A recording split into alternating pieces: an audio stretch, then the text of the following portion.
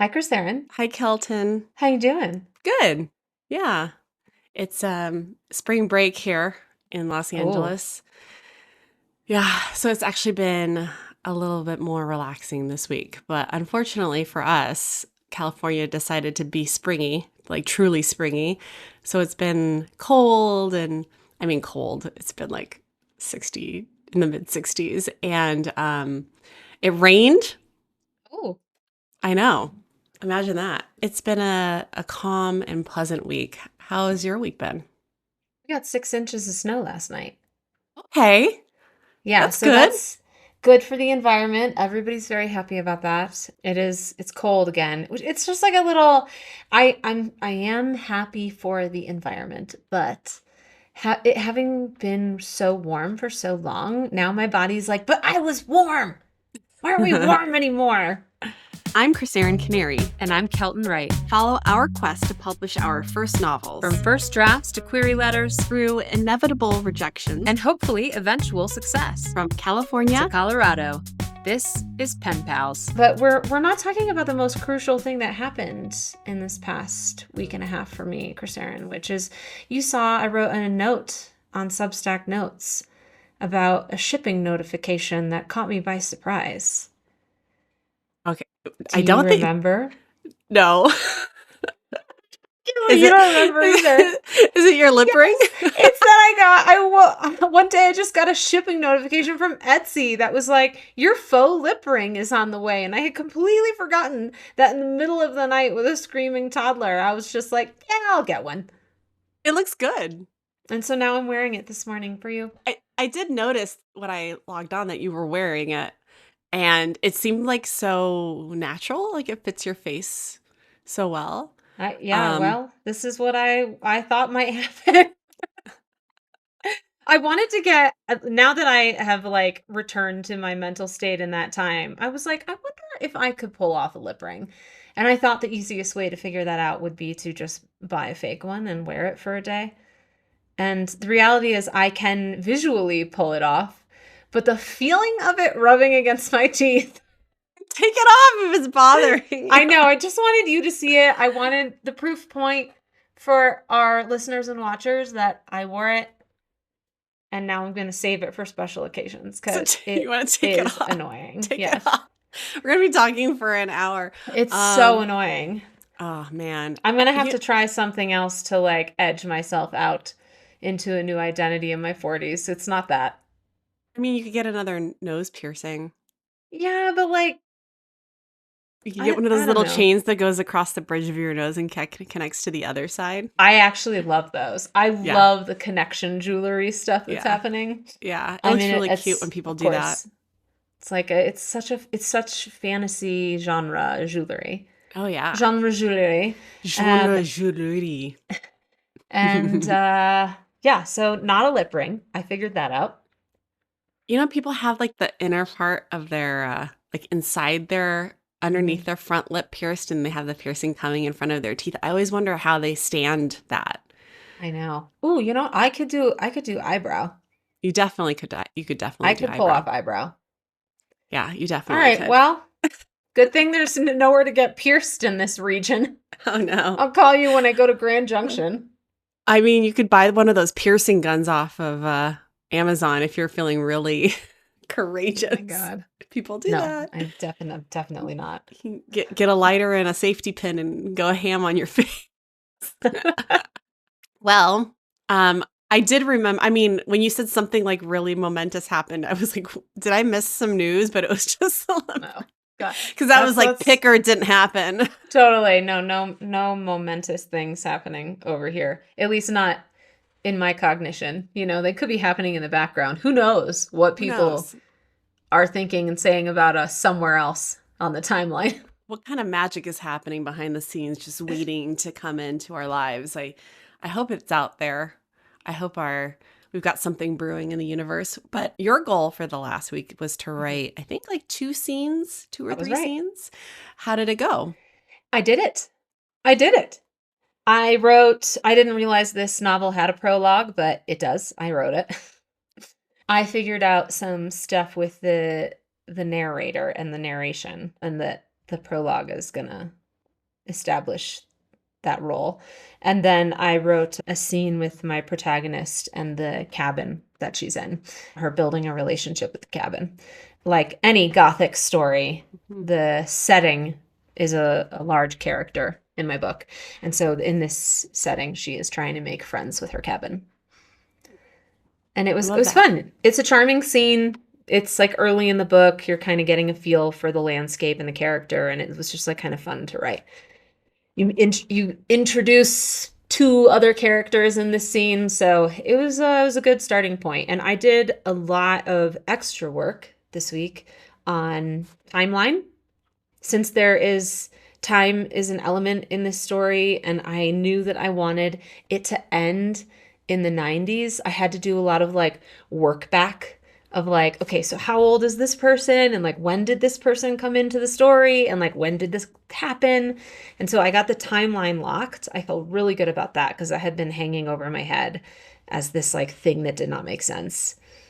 And I also did a lot more. I had showed you my plot Excel sheet, Hmm. and I did some updating in that because there were just a couple moments where I was just like, what happens here? And like, Hmm. where has this person earned their trust? So I put in a few more scenes in that. So I feel good. I feel like I just have to go to the document like 3 times a week and just churn out 1 or 2 scenes, and I will have something that late summer maybe. I have a question for you, and I have a Hmm. challenge for us. Mm. I was thinking about this. First of all, as a pantser, I'm always just finding the story as I'm writing it. And so I'm very curious as someone who is plotting out their novel so in such a detailed fashion. Are you then like writing towards goalposts? Like, how does that work in terms of when you're sitting down to write a scene? Are you thinking to yourself, this scene needs to get my character here? Or Hmm. is it very clearly like mapped out in your mind? And then how do you then find surprises while you are writing your story? I don't know is the answer. Obviously, I've never done this before, so I'm trying something. And what it made me think of while you're describing it is like when you're dating and you kind of have like in your mind, you have a list, a loose idea, some values. You're like, this is what I'm going after. And then obviously, as you're dating, things change. You meet someone new, something happens unexpectedly. And I expect that to happen as I write this book too.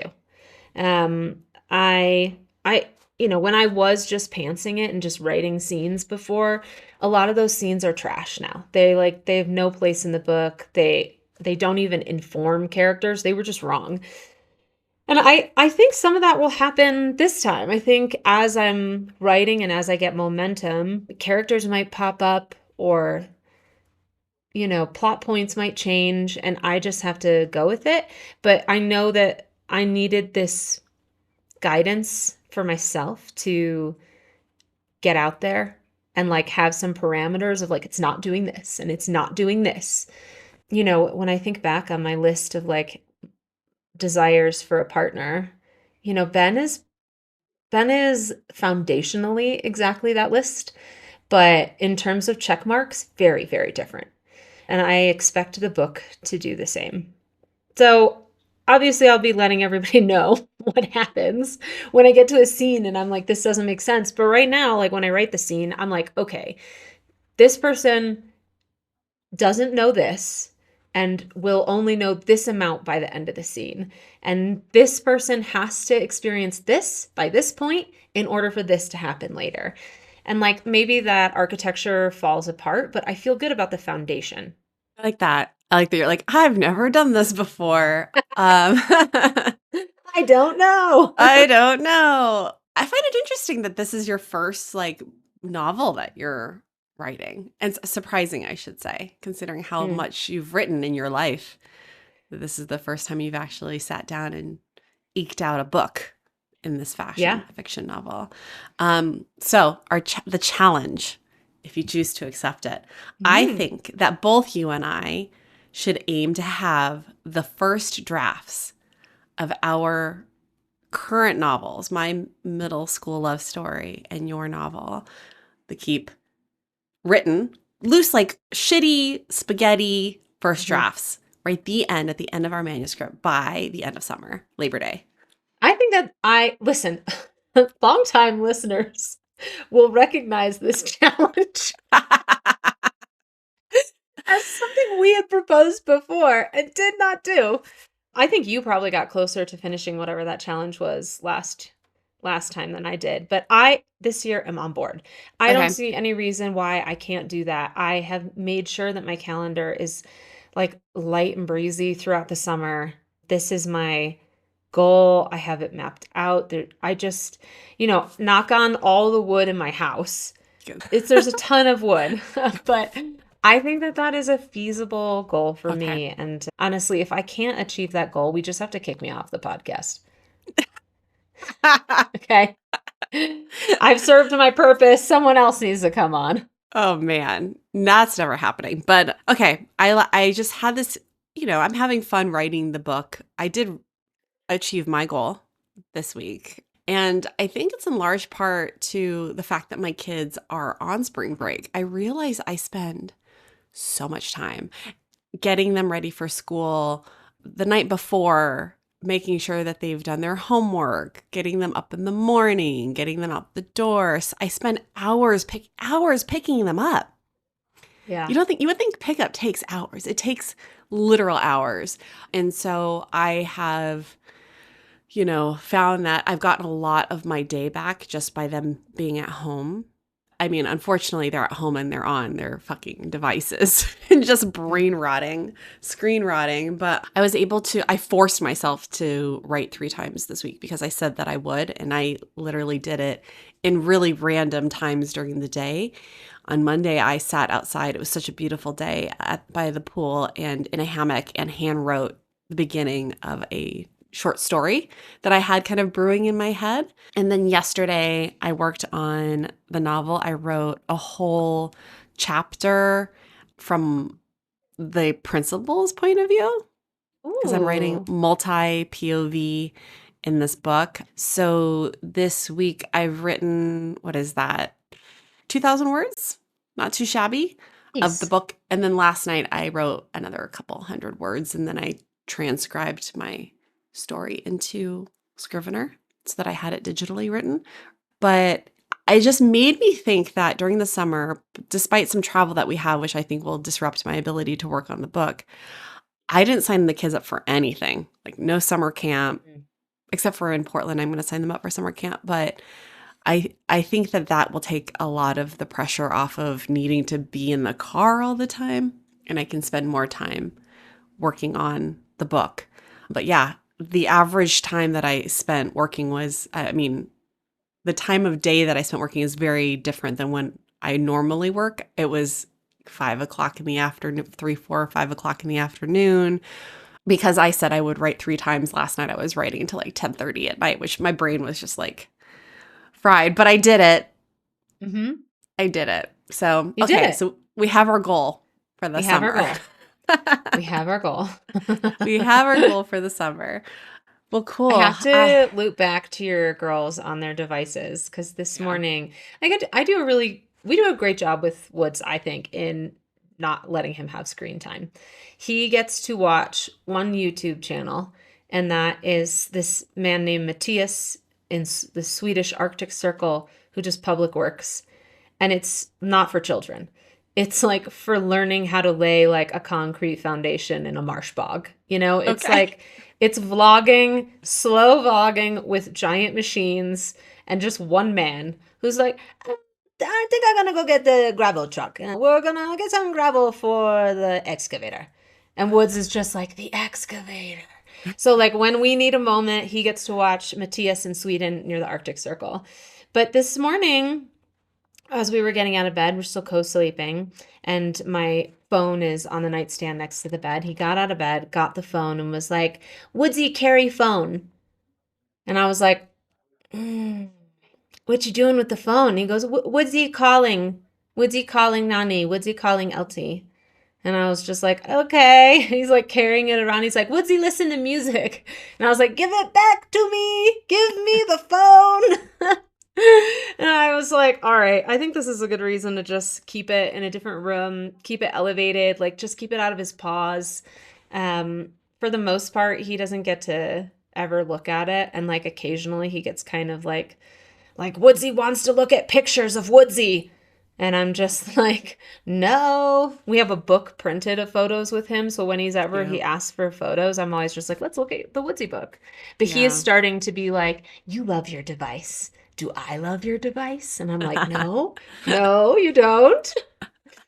It's hard Oh, it's hard. when it's like, you're just hanging out and like he's playing with his lima beans and his excavator. And I'm like, I just want to look at some rugs for the kitchen.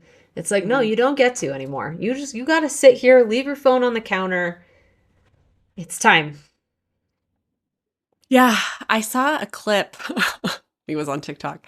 I spent a lot of time on TikTok this week. As you're saying this, I'm like, my screen time is so bad. I think on Monday, Boyan went to San Francisco. I think I was on TikTok for like, I don't even want to say. I'm so embarrassed. I think it was from like 8 until midnight. I sat in my bed and doom scrolled on TikTok.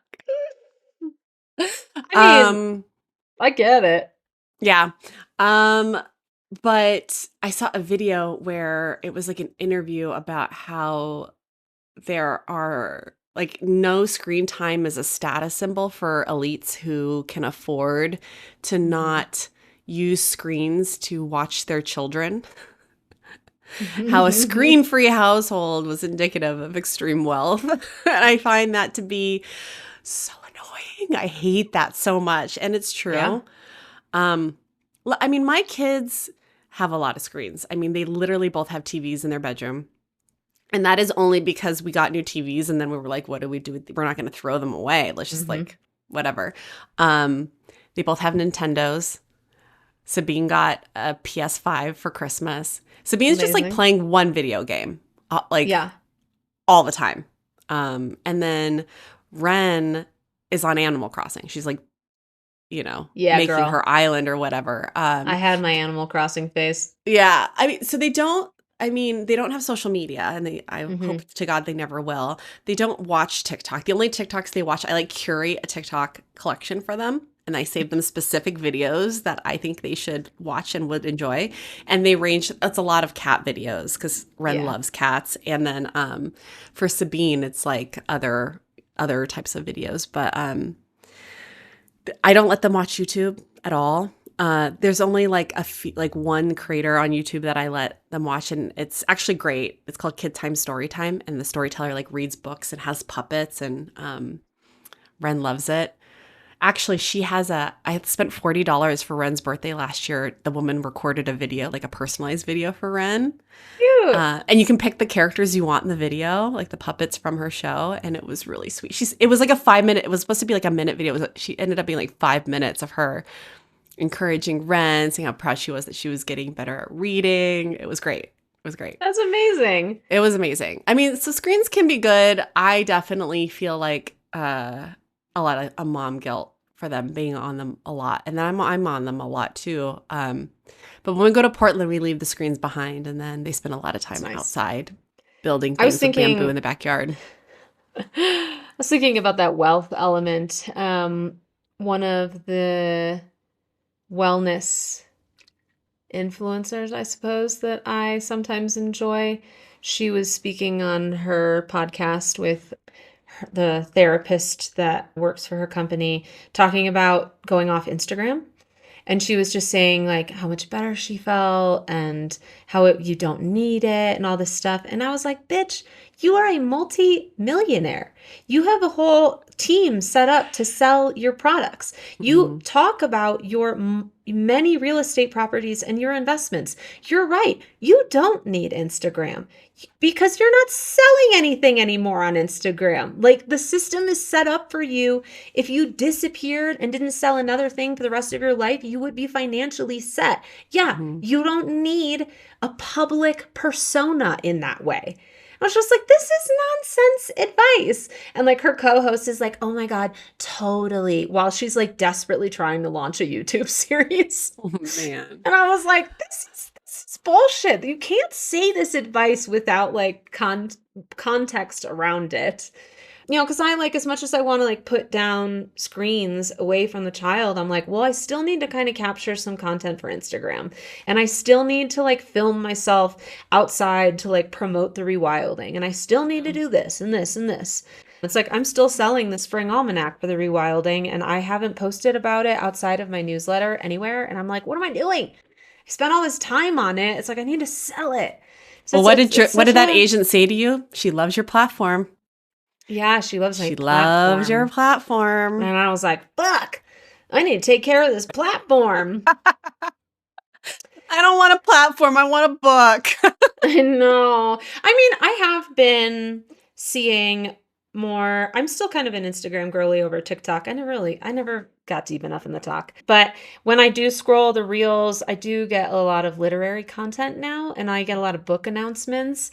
And a lot of the people I'm seeing, their book announcements, they have like 500 to 5,000 followers. You know, they're like normals. And I'm like, so it's not mandatory. Like, is it nice to have a Substack following? Sure, but you don't need it if the book is sick. I think that's true for fiction. I think for nonfiction, it's hard. Yeah, absolutely. Nonfiction, I feel like you do kind of have to be famous. Fuck. Yeah, it sucks. I hate this timeline. I hate it here. I wish I did. I mean, I'm not a big Instagram person. I don't really like posting on Instagram. I hate taking selfies. I hate putting myself in videos. It's very uncomfortable for me. But I love the anonymous nature of TikTok where I can just consume hours and hours of short form video, but I do feel like it's rotting my brain. I like literally when I'm working, I'll be in a meeting and this happened to me yesterday. I was like, oh God, was I tuning out? One of my direct reports kept saying, like, was talking, but then would like say my name to like, have you seen that video where it was like, look over here, look over here. I was like, oh God, what's wrong with me? My focus is just fucked. But yeah, I would just love to escape and be in a place where it's beautiful and I can just focus on writing and not have to deal with taking my kids to school. I'd love for them to not have to go to school and we could just live in the mountains. We could just live. I do think about the last time that I really had a concerted effort in fiction and made something really cool was in 2014 at a retreat in Guatemala where they didn't have internet. And it was just like, yeah, I spent 7 days in a beautiful location where food was prepared away from any kind of responsibility. I didn't have kids. I didn't even have a Ben. And I just was like writing my little heart out. And I think about when Rachel Hockhauser told us that to write Lady Tremaine, she took a sabbatical from work. I think it was like 7 or 8 months. And, she still had a full family responsibility. And I believe at the time her husband was recovering. And so it's like, obviously there was a lot on her plate, but to simply not have, I think she also still had her puzzle company, but to not have your day job while you are trying to write is so freeing and impactful. And like, to your point, to not have to get the kids ready.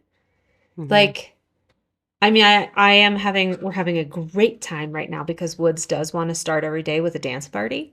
And so we turn on disco every morning and like just blast it. And Woods, he thinks that dancing is just running and grunting. And so that's really joyful. But I also am like, get out of the house. Get out, get him ready and get him out of the house. I need to start writing. And I don't get, like, they left at like 9:15 this morning. And it's like, there's no time before their responsibilities begin, and that is really hard. And so part of my writing was on my phone in bed while Woods was asleep. Mm. I've tried the laptop, it's too bright. Um, and so I just have to tip tap on my phone, which I hate. I hate You, writing on my phone. you can get those privacy screens for your laptop screen so that only you see the light. That exists? Uh-huh. Yeah. Oh, shit. I have one. I don't know where I got it from, but I'll ask Boyan and I'll send you the link. But yeah, so Okay. you put it on your screen and then like everyone else can't see it and only you have to sit directly in front of it to Okay. have to see the light come through. I can do that. Um yeah, cuz I don't know Matt, I don't know how you write on your phone. A lot of I people do. I I have other hate friends it. that write on their phones, but I really struggle with it. It's not like it's writing that I know I have to go back and like really edit. yeah. Yeah. But at least some of it's getting done. Yeah. I was actually literally telling the story about Rachel's sabbatical to Boyan the other day. I was like, she took time off from work, Boyan. Are you listening? Are you are you hearing what I'm saying? Every time he gets some sort of like raise or bonus, I'm like, so can I quit my job now? He's like, lady, do you want to retire or not? Shit. I know. I Uh, know. I know. I yeah, know. yeah. I know. I did think about our retreat though. It keeps coming back to me. It keeps coming back to me. I was listening to the 8th anniversary episode of Bad on Paper with our friend Olivia and Becca, which is incredible. Congratulations to them. 8 years of one. Well, Olivia's been on the podcast for 4. Becca's been on the podcast for 8. And I was thinking about Olivia's retreat that she did. And then I've been taking some voice lessons. I was like, we're going to have at least one karaoke night at our retreat. At least one. I It love has to happen. this. It has to happen, whether it's show tunes or Disney or whatever genre of music. So if you're going to come to our retreat, which by the way, Amanda Boyle did write back and she was like, I would come to a pen pals retreat. So for all of those listening out there, dust off your windpipes because we will be singing. It's going to You're just happen. making me think. I forgot about this, but the last Trust and Travel retreat I went on, there's a show and tell at the end of like some of the writing you've done there. And I wrote a song for a musical and I sang that song for them. I have completely I love forgotten it. about that. I I don't even know love where it. that song is now. But I was like, I'm going to write a Disney musical. Then I You went know, home and was like, what? do you know how many of our guests I've like read their bios to get ready for publishing their episodes and they are self-described theater kids? I feel like our audience is down. I feel like we're not I the feel only like they're ones, down. Kelton. I know. I mean, the theater kid in me runs deep. Deep, deep, deep, deep. I'm really sad because at the Hollywood Bowl tomorrow, Ben Platt and Rachel Ziegler are performing the last 5 years and no one will go with me. No one will go Oh, with me. I that sucks. I I would know, love I to know. go. All right, well, come. I'll buy the ticket. You get here. I'll buy you the Hollywood Bowl ticket. I'll get us like Thanks. garden terrace seats or whatever. Oh my God. I can't wait until I have weaned this child. Yeah. How's that going? So last night before we went to bed, he was nursing and he was like, Booby goes to sleep at night. And I was like, yes, yes, Booby goes to sleep at night. But he had a horrible night last night. Oh, And like he was just like crying in pain before I had even mentioned you're not getting milk. And so the first time I just was like, okay, I'm going to rock you. I'm going to carry you around. And he fell back asleep. But then it was just like over and over and over again. And he's like getting a molar or had a poop or something like that. And so I was just like, all right, we're just going to nurse tonight. yeah. Because the book says the night weaning book that we're using is very much like they need to understand the concept before you can start doing it. And so he now is clearly starting to understand the concept and he's talking about it on his own.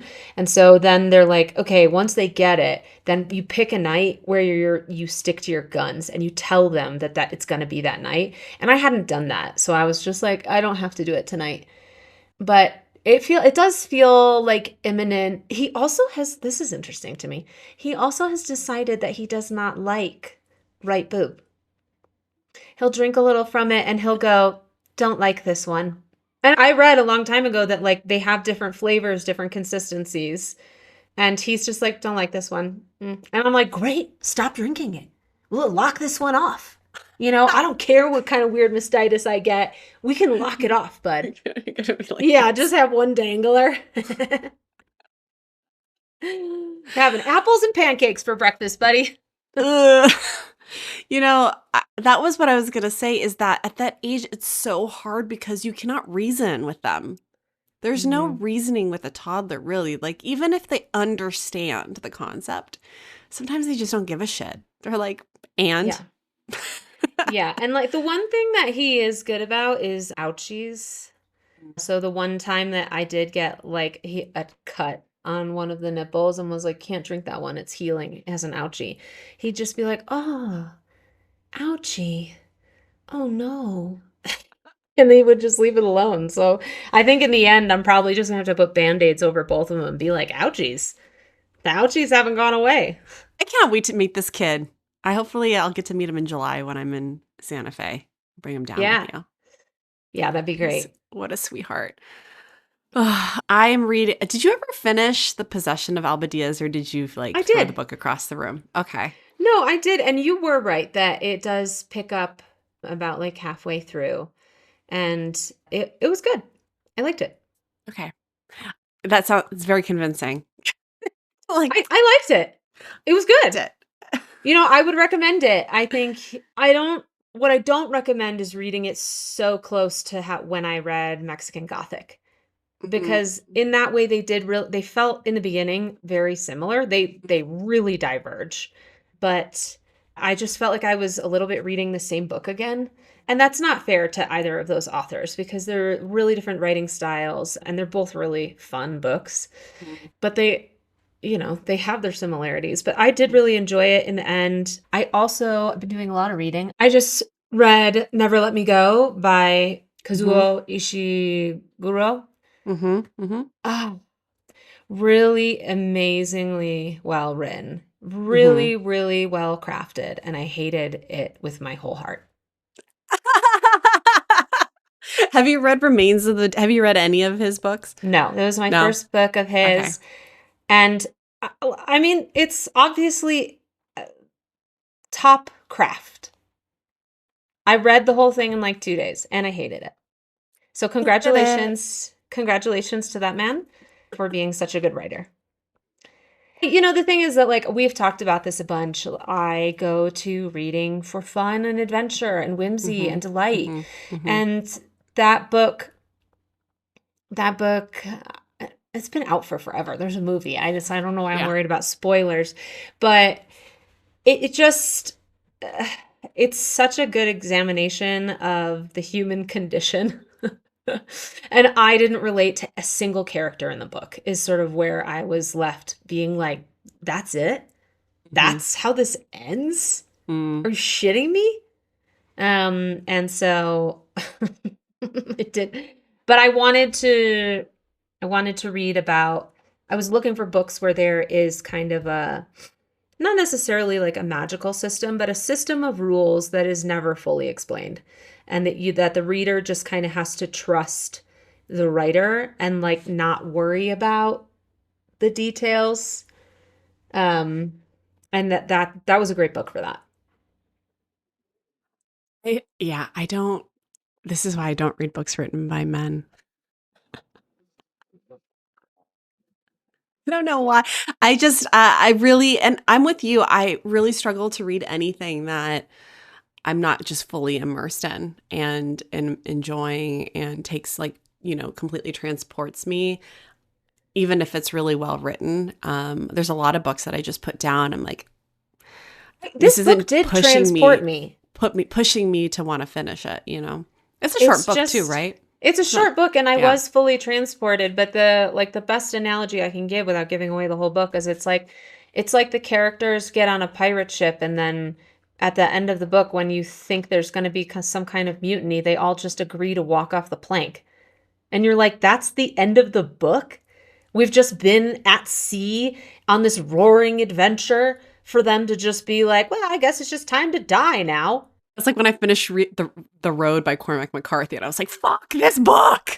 You gotta be shitting me!" It was like Silver Linings Playbook moment. I was in the car listening to it. I would have thrown it across the room if I had a physical copy of it. But yeah, I finished and then realized there are 5 more of this series. Daughter of the Wood by Juliet Marillier. Yes. Have you read it? No, but I've seen that you post about it.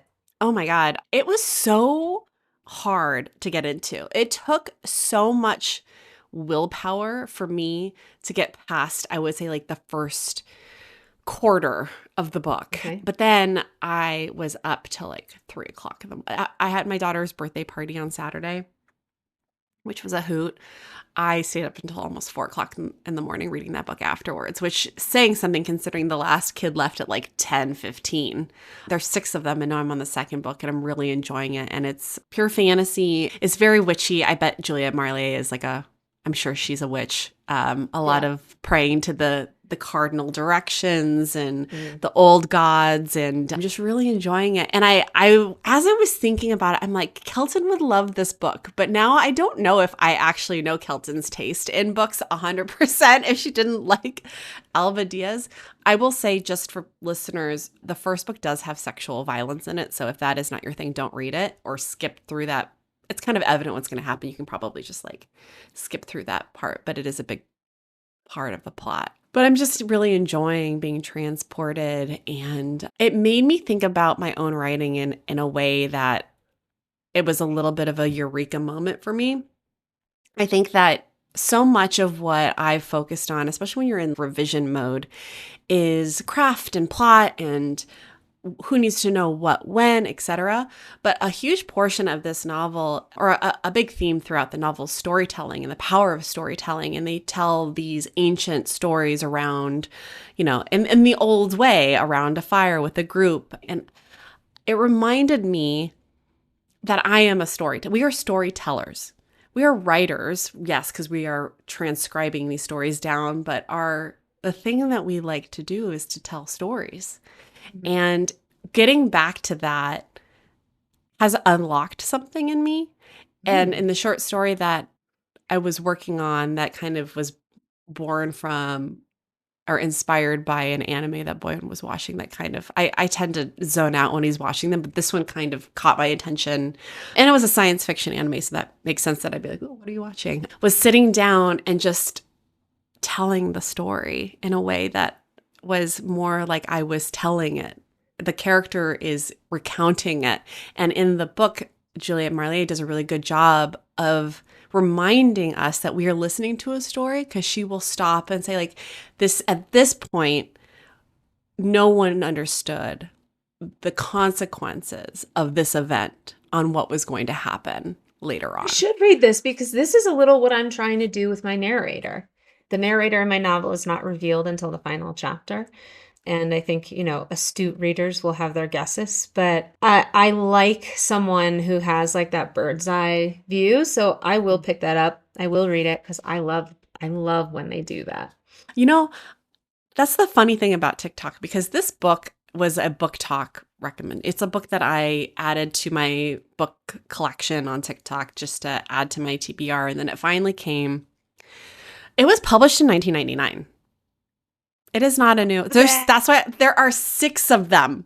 I'm like, thank God, because that's all I want in life. That's all I want in life. Mm-hmm. I want to disappear into a multi-book fantasy epic story. That's all I want. Transport me away.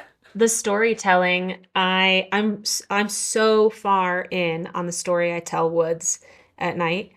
So I started telling him a fairy tale I made up like a year ago to fall asleep to. And I'll be like, are you ready to hear about the boy and the witch? And he's just like, yes, I'm ready. And he's like not even 2 yet. And I'm just like telling him this like fairy tale. And it's one of those stories I've been working on orally for a year now. And I'm like excited for when I can get to the point that I'm like, I'm ready to write it down. And there's like versions, there's like tone changes that I've like enjoyed like wafting through, but telling the story and making it up as I go is, it reminds me of like the one of my very first memories when I decided I wanted to be a writer. It's actually one of like the very few positive memories I have with my brother. We were on the swing set. He was swinging and he asked me to tell him a story, and I just made one up and just rattled off this long story. And at the end, he stopped swinging and he was like, "That was a really good story." And I just felt so full of power. I was like, Mm. I just made that up. I just made that up. And he liked it. And so I think there is something sort of magical and like, especially for like my Capricorn and Virgo tendencies, that I can't write it down when I'm telling it to Woods and rocking him to sleep.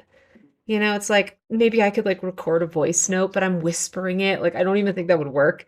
And it's just like I'm just telling a story. So I think there's something magical to that.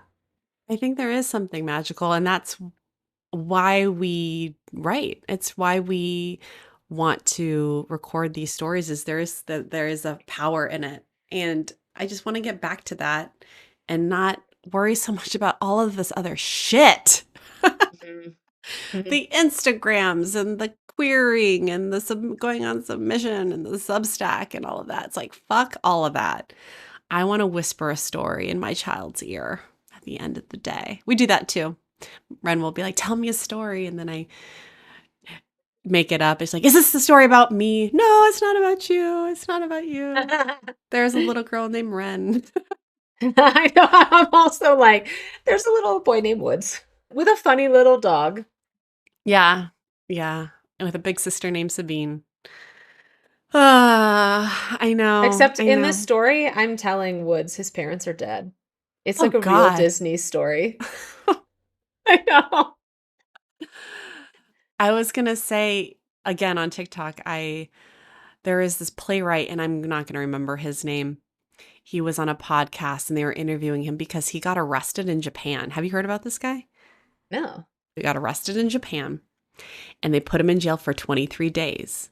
And he's going to publish, or he probably already has a Substack about his experience. And the two co-hosts were like, how was it? And he was like, white people would pay for this. He's like, I read 23 books and I filled 6 journals. Oh my God. I'm like, sign me up. Send me over. Send me to jail in Japan. So we just got to find a way to. To smuggle some weed into Japan.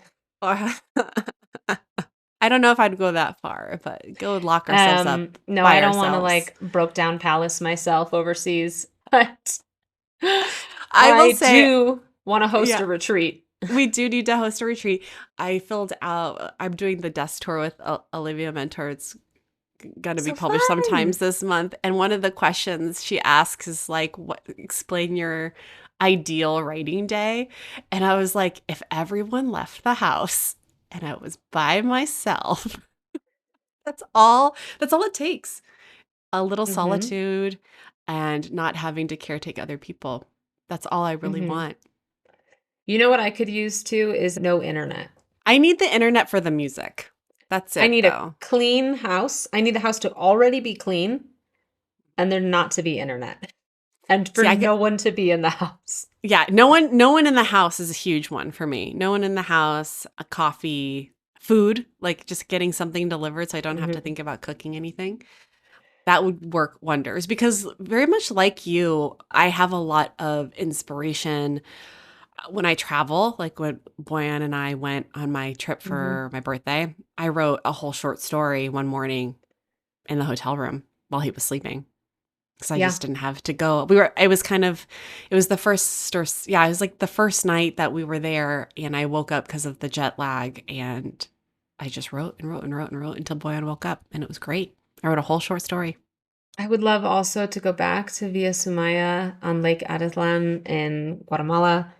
One thing I found really amazing about writing there is that it's not very warm. The time of year I was there, I was in December, and so the highs were in like the 60s, maybe low 70s. And so it was just like you didn't have that malaise of being like Mm. hot. Mhm. And you just had like your tea and your cozy sweaters and you did yoga and it was like you had to write. Your body was like, this is not adventure weather, this is not beach weather. This is just like get that cup of tea. And I'm craving that. Yeah. Big Sur. Go to Big Sur. Yeah, Big Sur is a good one. I mean, Yeah. I live in the setting of my novel, which I've been thinking about a lot lately, that like the novel is like based on this town loosely. And so trying to like escape the modernity of it. The other day I was like, I should go to the town hall and write because the town hall is from the 1800s and it's like disgusting and full of mouse poop and has like moldy carpeting and like, it just like but it has the old vibe. It's like the photos are old, the walls are old, the doors are old. And I was like, I should just go in there when the town manager's not there and write and like escape from the sound of like snow blowers and snowmobiles and cars and just be in there and be like, you are in the past. You are in the past. Yeah, I was saying in the desk tour interview that I wish I could just build an ADU in the backyard and lock Hmm. the door. Hmm. And no one could bother me. Even the But dog. do you have room for like a shed back there? We have this little dirt patch behind the den that That's sort of used what to I'm have, thinking. yeah, it used to have grass. It's kind of Luna's dig pit. She's a Hmm. digger. So she does a lot Hmm. of digging back there. And there is, a lot of flora back there that Boyan caretakes for. We have like a whole wall of jasmine that just smells like magic in the spring. It already bloomed and died, which is a bummer. And a fig tree and rose bushes. But the dirt patch is quite the question mark because part of me is like we should put something back there for the kids so they have a place to play. And we haven't done that. We've been living in this house for over 10 years and we haven't done that. Like a playhouse of sorts or like raised beds for a garden to grow some vegetables or something. Yeah. What about that something being like a shed for Krisserin? Yeah, I feel like that would take up so much of the land there. I don't know Yeah. if that Boyan would never go for that. Boyan would never go for it. Hmm. Hmm. Hmm. Hmm. But I did move the hammock over there yesterday and read a bit. I picked up Leslie Bannatyne's short story collection, Unaccustomed to Grace, because I was really struggling to get into the mood to write. And I was like, I have to write. And I read one of her short stories and then it kind of like unlocked something in me. And I sat in that hammock and I hand wrote. And then I just kind of alternating between reading and not bringing my laptop out there, which Yeah. I will say though, trying to transcribe my chicken scratch cursive was not. I was like, what the fuck is this Like, what word? did I I? don't. What did What I is write? this? Maybe someday. Maybe Yeah. someday. I feel Yeah. it doesn't feel something about it feels wrong for me to like take up that space for myself, even though no one's really using it. But there's Yeah, this that's like why I was potential. just There's pushing back on potential. it because it's like the girls have the whole house, the whole pool, their own bedrooms. I know. It's But they like, never go outside. And I just wish there was something for them to do outside so that, but is when a they were play? I mean, Sabine's 12 now. Is she gonna use a playhouse? Redwood. I mean, she might. Renwood. Sabine's Yeah. still a little fanciful. They had a play date and they were outside like the whole time. When we're in Portland and it's just gorgeous in the summer up there, it's like low 80s. They will spend hours outside. My mom has this bamboo grove and there's lots of pieces of discarded bamboo all over the place, like building structures using the bamboo Yeah. Yeah. and weeding the garden with my mom and just, Maybe, raised beds might do it. I just obviously want you to have some very protected Chris Aaron space. I'm still waiting for Ben to build the walls to my office so that it can feel closed off. But I think it is so important. It's like Ben has a whole wood shop that's like, I mean, he basically has most of the downstairs. I don't really like going downstairs. And I'm like, we got to build these walls. So I have like a dominion. I have a place that is for mom, and that Woods grows up seeing that that's mom's office, and like that's where she does her shit. Yeah. I keep seeing these reels of parents of I keep seeing these reels of caregivers at like preschools asking the kids what their parents do. And it's sort of, the comment section like lights up around what some of the kids say, because some of the kids are very articulate and understand what their parents do better than others. And some kids are like, mommy makes snacks and dad works. And then the mom is like, I'm a researcher at a cancer institute. And you're like, what happened with the comms here? But, it's very clear what Ben does to Woods. It's like he goes into the wood shop and there are tools and there's furniture being made. It's very physical and tactile. And I watch these little kids answer these questions, and so many of my parents' work, my parents' computer, my parents' laptop. And I'm like, I want I want this child to like understand not only that his mom has like a real job, but that what it is. And I want there to be a space that delineates that for him. And so I just want you to have space to be alone. I know. And what's crazy is like I have 2 working workspaces in the house. We have this Mhm. beautiful tatami room that's in the bedroom. It's not the most like ergonomic or super comfortable, but it exists. And then the garage space, which is my desk that I've had for over 10 years, I've written 3 books on it, 4 books on it, something like that. It's very open. It's very much open to whoever wants to come in and out of the garage. And often Ren will come and like sit with me. I have so many pictures of Ren like right there. And, the other day I was working on something and I was like, Ren, and she's got ADHD. So she's also just like, yep, yep, yep, yep, yep, yep, like constantly narrating everything she's doing. And I love her to death. But it's like, Ren, I'm trying to work. And she just kind of like, got her stuff and left, and I was like, oh, I felt like such an asshole afterwards. But I do fantasize about having my own little space. And when I was young, I had a fort in our backyard. That was my space. That was magical to me.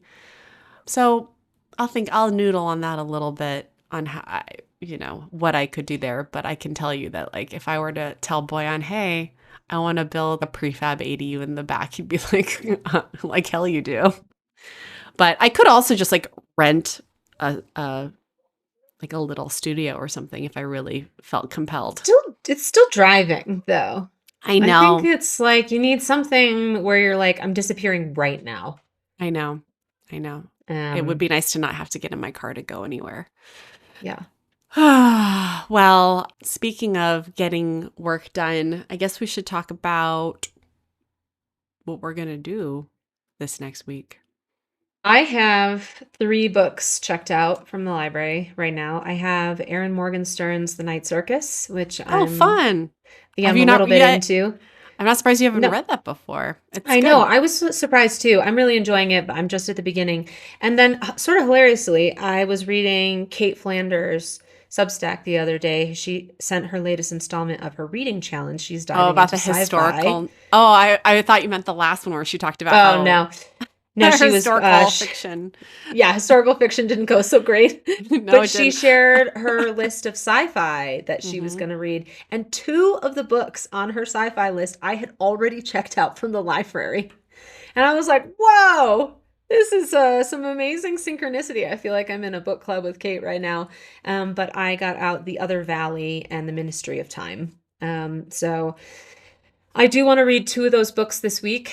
So I'll get through The Night Circus, and then I think I'll dive into The Other Valley because I'm really excited for The Ministry of Time. And so I think I'm going to save that one for last. Yeah, I've heard a lot of mixed reviews of The Ministry of Time. So I'd be really interested. And I've checked it out multiple times from the library and then like did not read it. So I'm very interested. Did you try it? I think I did. I think I kind of opened it and I was like, I don't know about this. I will say The Daughter of the Woods, it's like a 700-page book. Oh, so okay. that's why she really takes her time getting you into Big the time. story, which is why I was like, it was dragging in the beginning. But Yeah. now it's just, I'm delighting in how long they are because I was like, please give me more pages, give me more books. Let me luxuriate in this world for as long as possible. Well, I'm gonna go 2 books, 2 scenes. Two I books, think two that scenes. that's feasible for me. My parents are coming this weekend. I guess the only, like, wrench in my system is that my spring break for Woods starts when this episode comes out, and he'll be out of daycare for 2 full weeks. That's a lot of juggling, even with having my parents here. So, we're trying to figure out how to get work done. So, basically, what I'm saying is that I'm gonna cram these 2 books and these 2 scenes into the next 3 days. Oh, well, that's exciting. I mean, that's what I did is after editing the podcast on Sunday, I was like, oh, I said I was going to write 3 days. So I basically was like, I've got Monday, Tuesday, and Wednesday before I have Mhm. to tell Kelton on Thursday whether or not I got the writing done. So similar to you, this April and May are going to be kind of crazy for me. So I'm a little bit nervy about it, but Boyan leaves for Japan next Friday. And so for 2 weeks, my mom's coming down to visit, but I'm going to be solo parenting in terms of like the Yeah. pickup and drop off and all of that. So even more of my day will be taken up with caravanning children. Yep. But my mom will be in town, which will be so wonderful. That I'm sure will have an impact on my writing. And then, you know, I'm leaving for 2 weeks in May. I'm going to New York and Missouri and Utah. So I'm going to be traveling a lot. So we'll see what happens. But in terms of like the next week, I think that I, I would not have written probably this week if I hadn't told you I was going to have a goal of writing 3 times. So I'm going to create the same goal. I'm really enjoying not only writing this middle school love story, which is it's a little slow. I'm wondering if I'm losing a little bit of steam on the idea, but I am really enjoying kind of going back and forth and just being a little bit more loose with what I'm working on. So I started that short story. I went and read a short story that I didn't finish that I had started in Italy. It's like 5,000 words. I think it's very close to the end. And then I have the one that you read, and I would like to finish one of them. Mhm. I Mhm. would like to finish one of them. I would love to submit a short story this year Yeah. to somewhere. I think that would be really fun. And so I think that that's going to be my goal is I'll try and write 3 days. And one of those writing sessions, I want to be on a short story. Those are my goals. Okay. All right. Our goals are set. Our goals And are our set. big goal, lest we forget, Lest we forget. um, Krisserin is gonna write her middle school love story. Yes. First draft. I'm going to finish the first draft by Labor Day. And Kelton is gonna finish the first draft of Amanita Keep. Rockin' and rollin'. Excited. I do want to, when we meet again at the end of summer, I not only review these goals that we set for ourselves, but I would like to do a retrospective on what did we say at the beginning of this season, at the end Don't of sh last summer. don't fucking drag me like that. I don't I'm need not that in trying my to life. drag you. I'm just like, Yeah, I but I'm gonna forget. get dragged. I'm gonna get No. dragged. So this is why the reason I bring it up is this episode that Olivia and Becca did for Bad on Paper, this 8th anniversary. They went back they both listened to the first episode they ever recorded with one another and looked back on how their lives had changed since then. Yeah. And I think it's actually a good thing that you and I, when we started this podcast the beginning of last year, because it's been Mhm. a little over a year since you and I have been doing Pen Pals, so much has changed. But we've even in all of the things that we thought we were going to work on and where we ended up getting to, we've kept going. Yeah. and kept writing and kept setting goals for ourselves, even though it feels like we're feeling around in the dark. We're not giving up. I think that's a positive thing. And I think it's okay Yes. that goals change and we pivot to other projects as long as we keep going. So I don't such a Capricorn. You're gonna drag me. No, I'm saying that I'm saying that that encourages me. The Good. fact that I don't remember what we said we were gonna do. It I was all I mean was trying to say. I know I didn't do what I said I was gonna do, even if I can't remember what that thing was. Did I? I don't know if I did. So I think we'll look back. yeah, We'll look we'll look back. back. We'll We'll look look back. back and I'll hang my head in shame. Stop. At least now knowing we're gonna do this episode, I have a more incentive and motivation to keep working. Yeah. I mean, uh, talking to you each week gives me lights a fire This under me to this keep is me the working. fire. This is the fire. Yep. The Let it messages we burn. get are the fire. Yes. Yes, yes, yes. And we get more and more each day. And I just absolutely light up with joy every time I see a name Same. in our inbox. So if you want to make our day, please send us an email at officialpenpalspod@gmail.com. You can follow us on all of the platforms. You can DM us. We love getting those as well at penpalspod on Instagram and TikTok and YouTube. If you want to watch Yeah. these episodes, they are there in their totality on YouTube. You can see our I'd love beautiful to faces. hear where you're getting stumped on your own projects. Let us know if it's like schedule or pantsing versus outlining or context or anything. Send us your craft questions, and maybe we can knock them around a little. Yeah. And please let us know if you want to come on a retreat because it is percolating. I've got ideas.